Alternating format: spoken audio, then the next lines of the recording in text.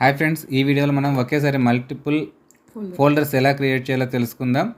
ఇక్కడ డేటా అనేది ఆల్రెడీ మనం టైప్ చేసుకోవడం అనేది జరిగింది.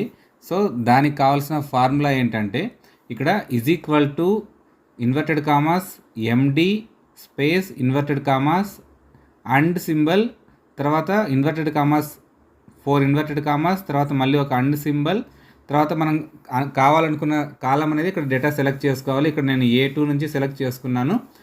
తర్వాత అండ్ సింబల్, తర్వాత 4 ఇన్వర్టెడ్ కామాస్ వేసుకున్న తర్వాత మనం జస్ట్ ఎంటర్ చేసినామంటే అక్కడ దానికి కావాల్సిన ఫార్ములా క్రియేట్ అవుతుంది. ఆ డేటాను మనం కాపీ పేస్ట్ చేసుకొని ఒక నోట్ ప్యాడ్ ఓపెన్ చేసుకుని అందులో పేస్ట్ చేసుకొని దాన్ని మనం దీంట్లో బ్యాట్ ఫైల్స్లో క్రియేట్ చేసుకుంటాం అనమాట. బ్యాట్ ఫైల్లో క్రియేట్ చేసుకోవడం వల్ల ఏమవుతుంది రానంటే ఒకేసారి మల్టిపుల్ ఫోల్డర్స్ అనేది ఈజీగా క్రియేట్ అవుతాయి.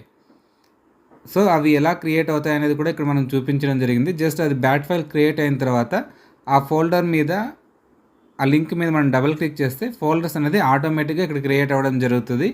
సో ఇలాంటి వీడియోల కోసం please subscribe, share, watch more videos. Thank you.